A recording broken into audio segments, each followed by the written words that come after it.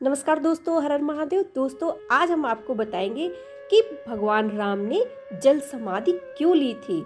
इसके बारे में आज हम आपको विस्तार से बताएंगे। तो चलिए दोस्तों, वीडियो को हम शुरू करते हैं। दोस्तों, कहा जाता है राम जी का नाम लेने मात्र से ही व्यक्ति का जीवन सफल हो जाता है।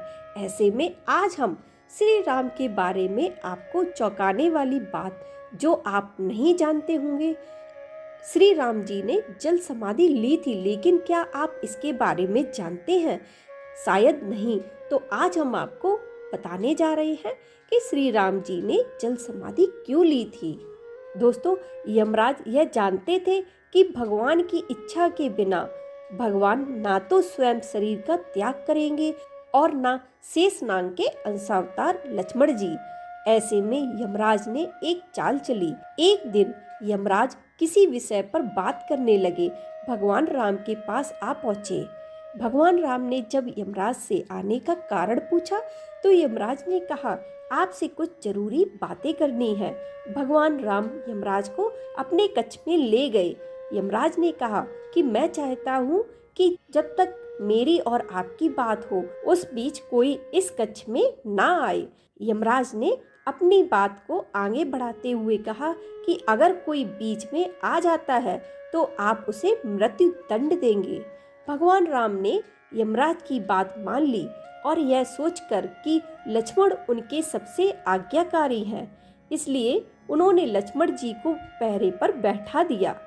यमराज और राम जी की बात जब चल रही थी, उसी समय दुर्वासा ऋषि अयोध्या पहुंच गए और राम जी से तुरंत मिलने की इच्छा जताई। लक्ष्मण जी ने कहा कि भगवान राम अभी यमराज के साथ विशेष चर्चा कर रहे हैं।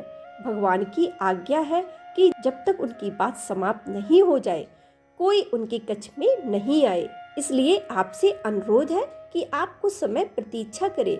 ऋषि दुर्वासा लक्ष्मण जी की बातों से क्रोधित हो गए और कहा कि अभी जाकर राम से कहो कि मैं उनसे मिलना चाहता हूँ, अन्यथा मैं पूरी अयोध्या को नष्ट होने का शाप दे दूंगा। लक्ष्मण जी ने सोचा कि उनके प्राणों से अधिक महत्व उनके राज्य और उसकी जनता का है, इसलिए अपने प्राणों का मोह छोड़कर लक्ष्मण जी भगवान राम के कक्ष में चले गए।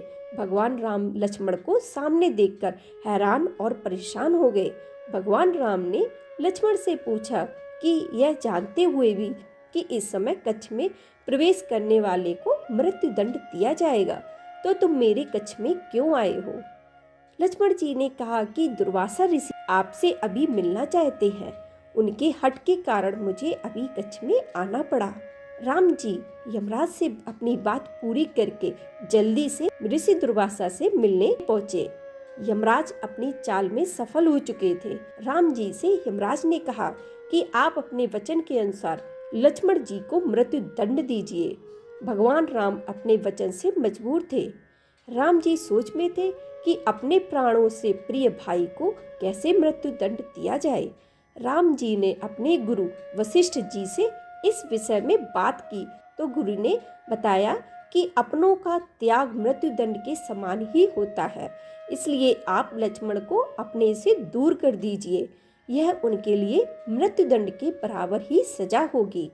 जब राम जी ने लक्ष्मण को अपने से दूर जाने के लिए कहा तो लक्ष्मण जी ने कहा कि आपसे दूर जाकर तो मैं यूं ही मर जाऊंगा, इसलिए अब मेरे लिए उचित है तो मैं आपके वचन की लाज रखूं। लक्ष्मण जी भगवान राम को प्रणाम करके राजमहल से चल पड़े और सरयू नदी में जाकर जल समाधि ले ली। इस तरह राम और लक्ष्मण दोनों ने अपने अपने वचनों और कर्तव्य का पालन किया। इसीलिए कहते हैं, रघुकुल रीति सदा चली आई, प्राण जाए पर वचन न जाए। दोस्तों, अब हम आपको बताएंगे कि भगवान राम की मृत्यु कैसे हुई थी। दोस्तों, आपको हमारी आज की वीडियो कैसी लगी? अगर पसंद आई है तो हमारे चैनल को लाइक, शेयर और सब्सक्राइब करना ना भूलें। वीडियो को पूरा देखने के लिए धन्यवाद।